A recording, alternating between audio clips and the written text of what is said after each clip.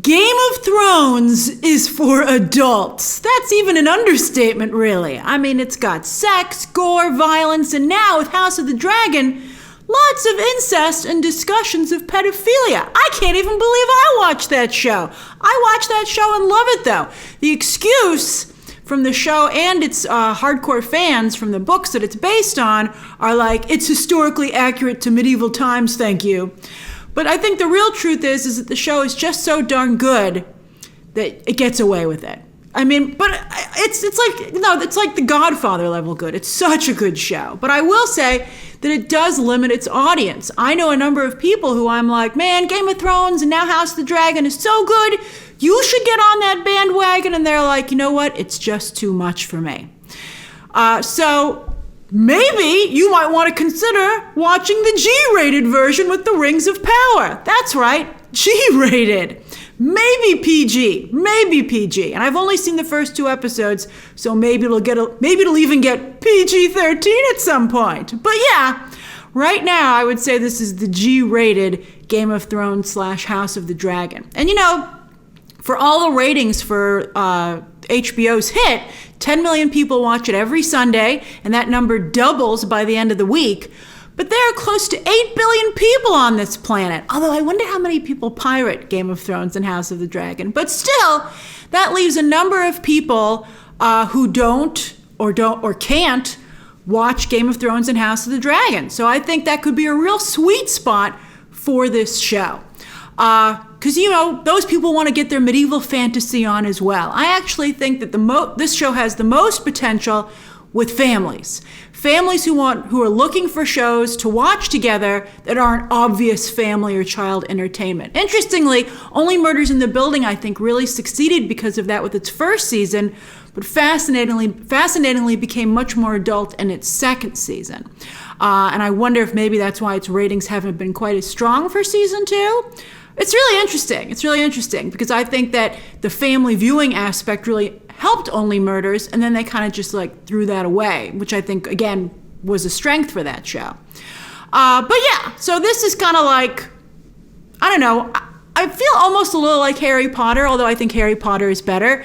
And I say Harry Potter in that not only is it fantasy and, lavish world building, but if you aren't that familiar with the source material, it kind of feels the same. You're like, I like being in this world, but I really don't know what's going on. That's a lot how I felt while I was watching this show. And that's partially on this show, though, as well. So I've seen the first 2 episodes of The Rings of Power, which debut this Thursday at 9 p.m. Eastern Standard Time on Prime Video. They're dropping them early for the debut, but then after that, there are 8 episodes total, so 6 more after this, and it'll go week to week, dropping usually at midnight Eastern Standard Time on Fridays.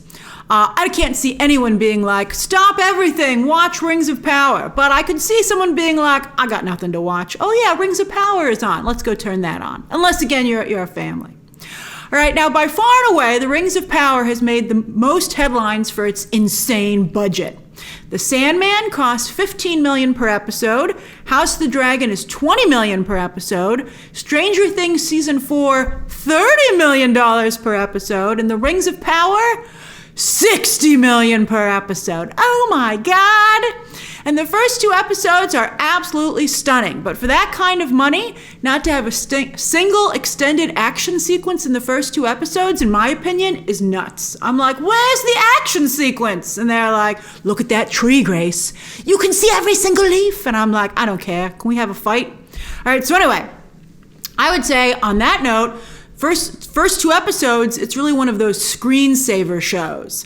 Each scene is stunning, but also very generic. And we just have too many locations and too many characters to really get to know any of them. It's like a flyby. You're like, oh yeah, there goes Rings of Power. Oh, that was pretty. All those other shows, by the way, that I just mentioned in terms of budgets, they're all better than the first 2 episodes of The Rings of Power. I mean, I'm clarifying the first 2 episodes because who knows? Maybe this thing will really amp it up and get PG-13 and have a big fight like in episode 6 or 7 or something. That's one of the reasons I'm going to keep watching it. I'm like, that money has to come into play somewhere with a fight. On that note, one of the chief complaints about the ad campaign for The Rings of Power has been that we have no idea even after multiple trailers, who the lead characters are and who the lead villain or villains are.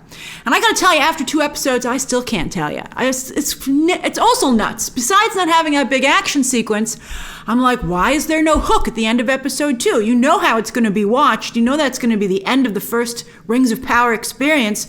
Why is there no OMG moment where I thought for sure Sauron was gonna show up? God damn it, he didn't. Okay, but yeah, from a business structural perspective, I can't believe how that they didn't have a stronger end on the first 2 episodes. I really feel a lot of people are gonna be like, that's it, huh? But I guess it kind of works because you're like, there must be something else. I must keep watching. It's just right now, I feel a lot of teases. There are moments during the first 2 episodes though, where it does start to gel and come together and have momentum. And you're like, there might be something here. There's a big elf project that's clearly not going to go the way they think it is. And even I, who barely remembers the movies, was like, I get what's going on here. I know what you're referencing. I can tell what that's a sketch of. But I mean, it would have helped, I think, if the movie rights and the streaming rights for Lord of the Rings weren't separate. Because this show can't reference the movies here at all. I mean, if they could show cuts from the movies, I think more people would be like, oh yeah. I mean, I think for casuals like myself, being able to reference the movies would really benefit this show in terms of anchoring it in a past shared experience and also helping to follow the mythology. And then I liked some of the characters quite a bit. Markella Kavanagh and Megan Richards are 2 Harfoots, aka hobbits. They're hobbits. They kept calling them Harfoots, and I was like, are those hobbits? So I had to pause the show and Google it because I just couldn't stand it anymore. Yeah, they're hobbits. I think they spent a lot of money, by the way, with size differentiation with the characters, which is kind of cool, but I do wonder how much of the budget that ate up. They come across, though, as a female version of Sam and Frodo, and I think that's fantastic. Some people are going to complain about it, but I loved it. I thought it was so great because they're also endearing and charismatic like Sam and Frodo, but I think what's so wonderful is to not only do a gender twist on that, but also you don't see a lot of female friendships depicted really in any entertainment still to this day, but especially not in big blockbusters where they typically only have one female character. So to see these 2 female friends, I thought was just really nice. And they were, they were people you'd want to be friends with. I was like, they're awesome. And the Rings of Power has its own Legolas, aka Hot Elf, in Ishmael Cruz Cordova, who brings some necessary yet still chaste heat to this show as he's fallen in love with a human woman, a love that's clearly going to be an excruciatingly slow burn. So slow! All right, these characters long for adventure, though, are grounded and flawed, so it makes them relatable, but they're also inquisitive and want to broaden their horizons. If only we spent more time with them. These are my favorite characters. I also thought that Owain Arthur does a nice job as a dwarven prince in injecting some energy into the show with his bluster, and his wife, played by Sophia Nomvet, is equally full of personality and passion, although their scenes were a bit generic story-wise. I was like, I've seen this story so many times, typical royal kind of storyline. But they brought energy to the show.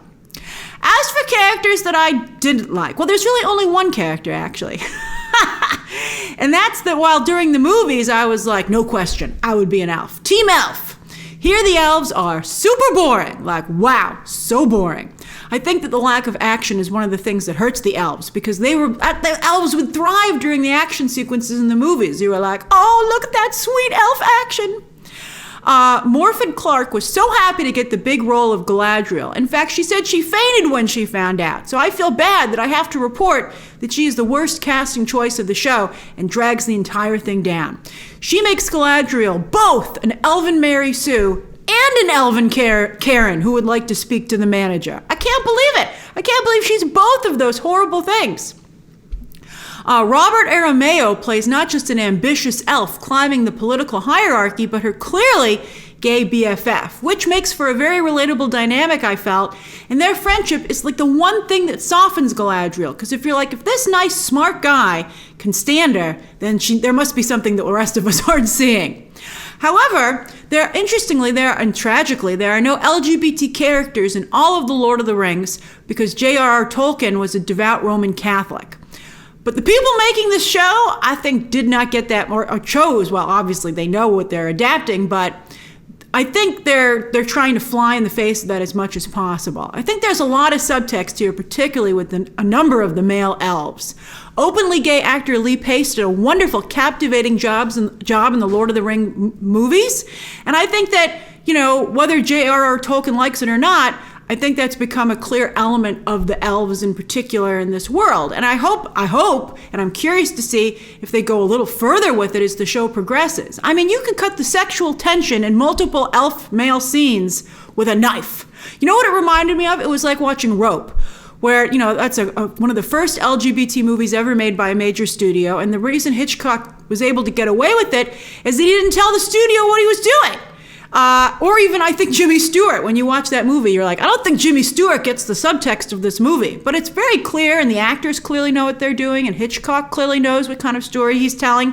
And it's fascinating. That's a fascinating watermark, watershed moment in Hollywood history. But to be still watching a closeted storyline in 2022, I mean, it's just simply ridiculous. You're like, those characters are LGBT. Let's explore it and have, they're great characters. Let's do this. Back to Clarke, while her performance is definitely part of the problem, she gives Galadriel absolutely no nuance. Galadriel has one mode, and it's annoying. But anyway, the writing also, I think, really lets her down. One example that I just couldn't believe, I was like, with the way, considering you want to have a broad audience, the fact that this scene is in this show is incredible to me. So she slight spoiler. It's like in the first episode. It happens so quickly. But I just want to tell you what you're dealing with. She single-handedly takes out a snow troll who attacks her all-male elf platoon. And all the guys just stand there and watch. I'm like, why aren't you guys a well-oiled machine that she happens to be the leader of? I mean, it was just incredible. It was just shocking and ridiculous. They just all stood there, and she's like, don't worry, boys, I'll handle this snow troll. And you're like, what? Why don't you tell them, like, maneuver A or maneuver B? And then her entire platoon deserts her right after that. And I was like, I totally see where they're coming from. And the script's problems, though, go beyond even Galadriel.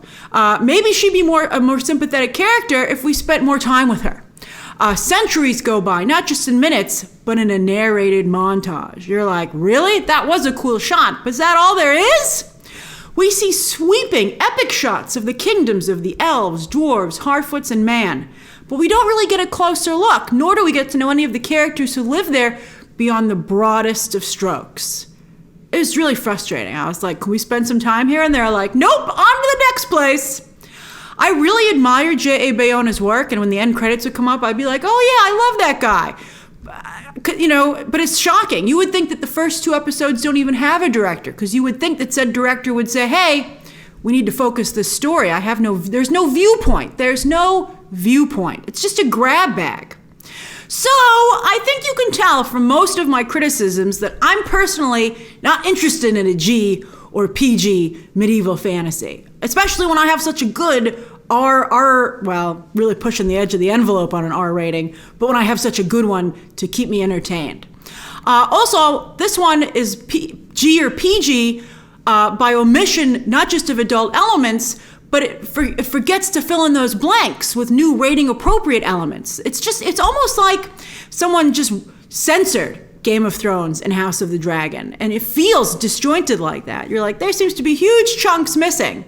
I mean, it's not that the story isn't good enough, it seems that there is no real story, which is incredible to me, that they would spend $60 million per episode and forget the story. Wow! But again, as I said, I think I'll keep watching to see if anything happens. If the story picks up, and because, the visuals are so stunning. And I really want to see Sauron. That's really why I'm going to stick around. I want to see Sauron. And I thought I would have gotten a more solid Sauron tease at the end of the first 2 episodes to hook everybody. I'm like, what? I really, though, believe that week to week it'll be more of a chore for genre fans than appointment television. Again, you're going to be like, oh yeah, I better catch up on this. And some of you might be like, well, maybe I'll wait to binge it. I think you might lose your mind binging this show because it's so bland. I think it's best in week-to-week segments, to be honest with you. And again, I'm curious to see if families are like, hey, at least we have something for us to watch together. We'll see. We'll see. All right, so that's my non-spoiler review of The Rings of Power, the first 2 episodes, again debuting on Prime Video this Thursday at 9 p.m. Eastern Standard Time. It might be a really good matinee, actually, come to think of it. There's a big holiday weekend in the United States for Labor Day, and maybe one afternoon you might be like just hanging around. You might turn this on, and I think, with the sun shining coming through the sun coming through your window, and a lazy afternoon lying in bed or on the sofa, you might be like, that wasn't bad. I think that actually might be the best way to enjoy it. Or again, as a family experience.